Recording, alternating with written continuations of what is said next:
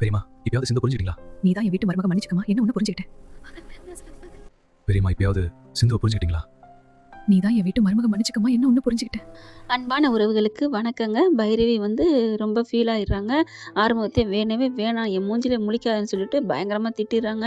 அதுக்கு காரணம் சஞ்சய் நல்லா போட்டு விட்டதாங்க. இந்த மாதிரி எல்லா மாட்டெல்லாம் விட்டது ஆறுமுகம் தான் அப்படிங்கிறதுனால இப்போ நம்ம சிந்து என்ன பண்ணுறாங்க, ச்சே நம்ம வாழ்க்கை நம்ம தான் ஃப்ராடு பண்ணி கல்யாணம் பண்ணோம், ஆனால் நமக்கு நல்ல வாழ்க்கை அமைஞ்சிருச்சு. நம்ம தங்கச்சி என்ன தப்பு பண்ணா, அவள் வாழ்க்கையை இப்படி போகணும். ஆறுமுக மச்சானை பொறுத்த வரைக்கும் அவர் நல்லவர் தான், எந்த தப்பும் செஞ்சிருக்க மாட்டார். அதனால இப்போ என்ன பண்ணலாம் அப்படின்னு சொல்லி யோசிக்கிறாங்க. அதுக்கப்புறம் அப்படி சோகமாக அங்கே உட்காந்துருக்காரா, போயிட்டு பேசுகிறாங்க நம்ம சிந்து. மச்சான் நான் கேட்குற கேள்வி பதில் சொல்லுங்க மச்சான் அப்படின்னு கேட்க, என்ன சிந்து என்ன கேட்குற சொல்லு. இல்லை சஞ்சயை பற்றி நீங்கள் எப்படி சொல்கிறீங்க, ஆனால் பைரவி நம்ப மாட்டேங்கிறாளே, அவள் வேற விதமாக சொல்கிறாளே, என்ன மச்சான் இதில் எதை நம்புறது. ஐயோ சிந்து, நான் ஏமா பொய் சொல்லணும், பைரவி எனக்கு உயிர் இல்லையா, அவள் கூட நான் வாழணும்னு தான் நினைப்பேன். அப்படி இருக்கல ஏன் நீங்கள் மாட்ட விட்டீங்க அப்படிங்கிறாங்க. அதுக்கு காரணம் என்னை விட்டு போயிடக்கூடாதுதாம்மா அப்படிங்கிறாங்க. சரி அது இருக்கட்டும், அப்போ சஞ்சய் என்ன பண்ணுறான், என்னதான் பண்ணுறான் அப்படின்னு கேட்க, எல்லாத்தையும் சஞ்சய் ஆரம்பத்துலேருந்து என்னென்ன சொன்னானோ வச்சானோ அம்பட்டையுமே சொல்கிறாங்க நம்ம சிந்துக்கிட்ட ஆறுமுகம். அப்போ சிந்துவுக்கு எல்லாம் புரிஞ்சு போச்சு. அப்போ நல்ல மாதிரி பேர் எடுத்து உங்களை கழட்டி விட்டுட்டு அந்த இடத்துல இவன் லங்கோட பாய்ச்ச நினைக்கிறானா. இருக்கட்டும் நீ கவலைப்படாத மச்சான், என் தங்கச்சிக்கு புருஷன்னா நீ தான் மச்சான். எனக்கு உங்களை தான், எங்களுக்கு என் தங்கச்சிக்கு கரெக்டான பொருத்தம். உங்களை மாதிரி நல்ல மனுஷன் யாருமே இருக்க முடியாதுதான்.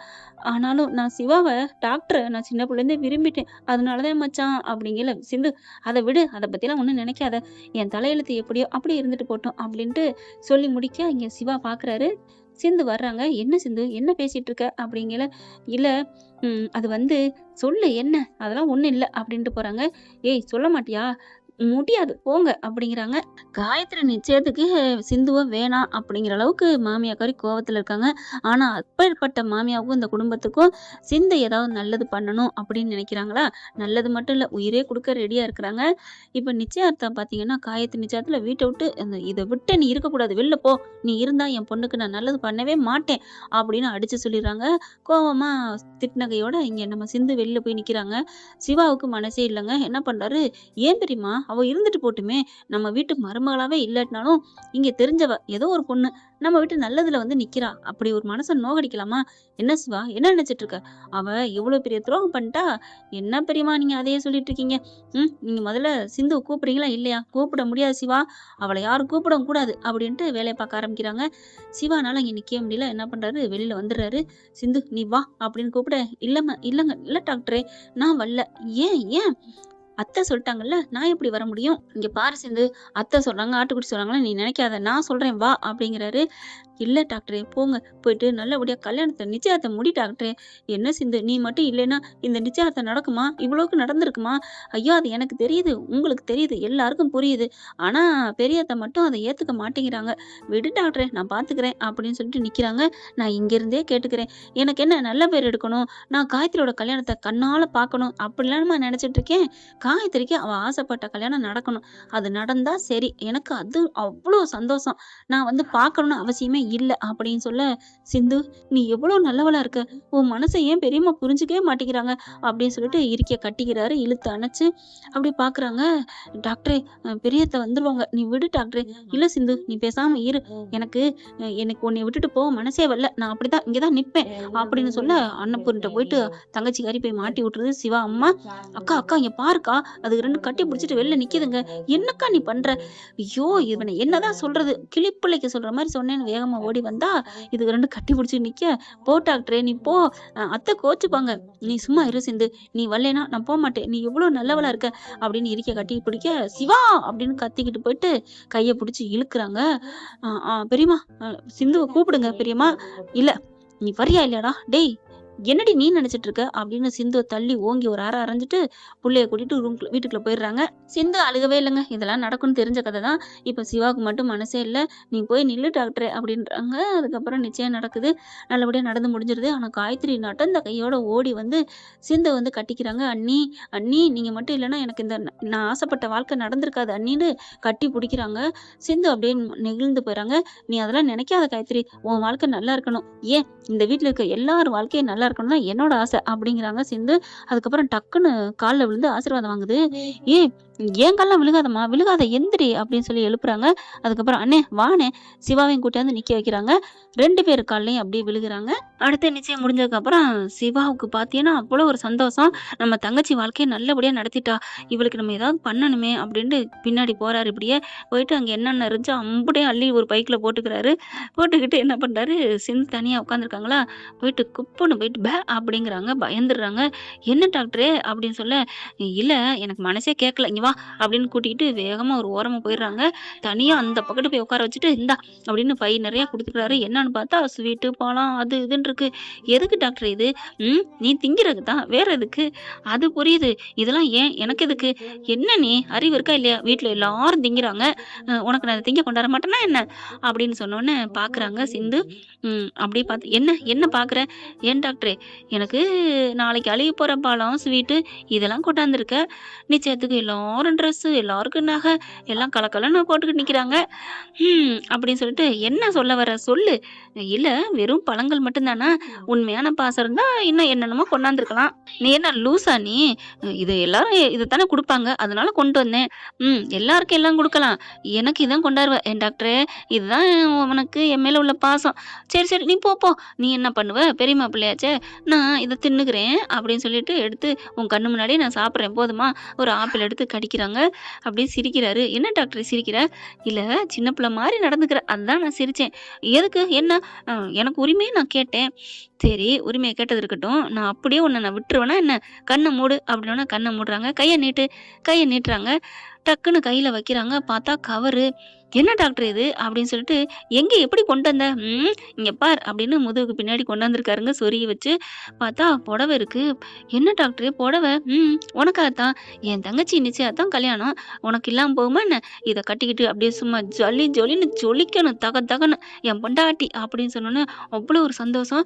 எடுத்து பிரிச்சு பாரு. பிரிச்சு பார்க்குறாங்க. பார்த்தா உள்ளுக்குலேருந்து அப்படியே நெக்லஸ் பாக்ஸ் அப்படியே விழுகுது. எடுத்து பார்த்தா, "டாக்டர் இது எதுக்கு டாக்டர்?" "எதுக்கு எதுக்குன்னு கேட்டா, உனக்கு தான்" அப்படின்னு சொல்ல, "எனக்கா? வேணாம் டாக்டர் அதெல்லாம் எனக்கு வேணாம். அப்புறம் அத்தைக்கு தெரிஞ்சா திட்டுவாங்க." "அடி லூசா நீ? இங்க வா" அப்படின்னு சொல்லிட்டு நெக்லஸ திரும்பு அப்படின்னு கழுத்துல மாட்டி விடுறாங்க. சூப்பரா இருக்கு. அப்பா என்ன ஒரு அழகு. ம் நெக்லஸா இல்ல அப்படிங்கல 2ம் தான். உன் கழுத்தும் அழகு, உன் நெக்லஸும் அழகு அப்படின்னு சொல்லிட்டு பார்க்குறாங்க. "என்ன டாக்டர்?" "இல்ல இந்த புடவ அதெல்லாம் இப்பலாம் இங்க கட்ட முடியாது. அதுக்குள்ள கட்டுறதுக்குள்ள உங்க அம்மா வந்துருவாங்க. இல்லைன்னா உங்க பெரியம்மா வருவாங்க. அவங்ககிட்ட மாட்டிக்கிட்டு என்னாலலாம் பதில் சொல்ல முடியாது. நான் கூட பதில் சொல்லிருவேன். ஆனா நீ தான்மா டாக்டரு ரொம்ப பயப்படணும்" அப்படிங்கிறாங்க. "அதெல்லாம் நான் பார்த்துக்கிறேன்.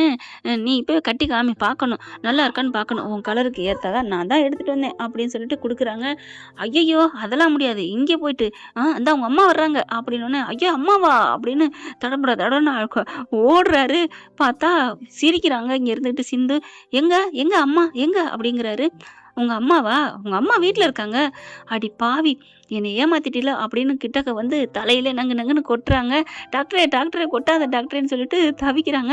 "உன்னை சும்மா விட மாட்டேன்டின்னு" கைய புடிச்சிட்டு நங்கு நங்குன்னு கொட்டுறாங்க. அதுக்கப்புறம் என்ன பண்றாங்க, "சரி நீ இங்க கட்ட வேணாம். ரூம்ல போயிட்டு கட்டி காமிக்கிறியா?" அப்படிங்கல. ஓகே இது டீல்" அப்படின்ட்டு எடுத்துட்டு போறாங்க. "இங்க பாரு பார்த்துட்டு போ எடுத்துட்டு போ." "ஏன்? எனக்கு என்ன? நான் பை கூட கொண்டு போகக்கூடாதா என்ன?" அப்படின்னு சொல்லிட்டு பையோட போயிட்டுருக்கு. பாக்குது, ஆத்தாடியோ! என்ன பையில என்னமோ கொண்டு போறா அப்படின்னு பார்க்க, சிந்துவுக்கும் தெரிஞ்சு போகுது. ஆஹா! மாமியாக்காரி பார்க்குறாளேன்னு அவங்க பாட்டுக்கு அப்படியே ஆட்டிக்கிட்டே போறாங்க. "மச்சான்" அப்படின்னு சொல்லிட்டு ஆறுமுகத்த கூப்பிடுறாங்க. அவர தான் ஒட்டு இல்லாம ஒதுக்கி ஒதுக்கி வச்சிருக்காங்க இல்லையா? இப்ப சிந்து என்ன பண்றாங்க, "மச்சான் என்ன மச்சான் சோகமா இருக்க?"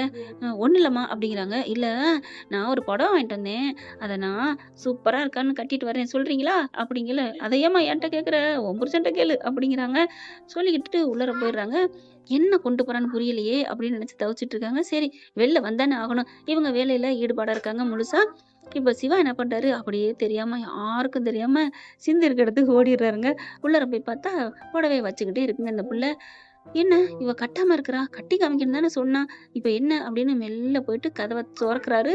தாப்பா போடாம இருக்கு. அறிவு இருக்கா இவளுக்கு? கதவ தாப்பா போடாம எப்படியா புடவ கட்டுறது?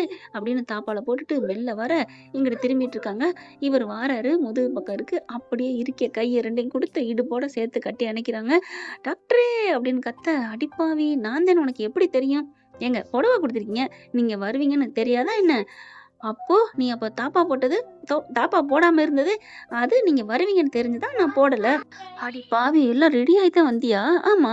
நீ எப்படியும் வருவேன்னு தெரியும் டாக்டரு. எதுக்கு வரப்போறேன்? புடவ கட்ட தான். வேற எதுக்கு? ஐயோ! அப்போ கண்ணா 2 லட்டு திங்க ஆசையாங்கிற மாதிரியா? Okay, okay. குடு, குடு, குடு அப்படின்னு சொல்லிட்டு வேக வேகமா தடவ எடுக்குறாங்க. அதுக்கப்புறம் அவங்க கட்டியிருந்த புடவைய எடுக்க அவங்களால ஒண்ணும் பண்ண முடியல. கண்ண இறுக்கிய கட்டிக்கிறாங்க செண்டு. ஆனா இவரு என்ன பண்றாரு, "நீ கட்டிக்கோ. எனக்கெல்லாம் என்ன பயம்?" அப்படின்னு சொல்லிட்டு ஒரு தடவ எடுத்து அப்படி சொருகுன உடனே இவங்களுக்கே ஒரு மாதிரி ஆகுது சிவாவுக்கே. அப்படியே ஒரு மாதிரி ஆயிறாரு. அதுக்கு மேல அவரால கட்ட முடியலங்க. "ஏய் சிந்து, சிந்து" அப்படிங்கிறாங்க. "என்ன டாக்டரே?" என்னால முடியலடி" அப்படிங்கிறாங்க. "முடியலன்னா நான் என்ன பண்ணணும்? என்ன பண்ணலாம்?" அப்படிங்கிறாங்க.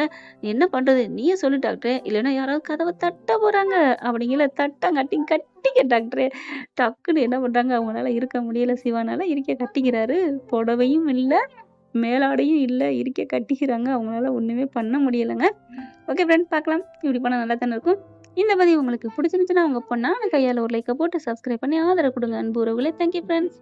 இந்த வீடியோ உங்களுக்கு பிடிச்சிருந்தா தயவு செய்து லைக் பண்ணுங்க. இன்னும் அப்டேட்ஸ்க்காக சேனலை சப்ஸ்கிரைப் பண்ண மறக்காதீங்க. நம்ம கிட்ட இருக்க எல்லா சேனல்ஸோட லேட்டஸ்ட் வீடியோ அப்டேட்ஸ்க்காக மேல ரைட் சைடுல காட்டுற லிங்கை கிளிக் பண்ணி வாட்ஸ்அப் குரூப்ல ஜாயின் பண்ணுங்க. உங்களிடம் விடைபெறுவது நான் உங்கள் மெஹர்.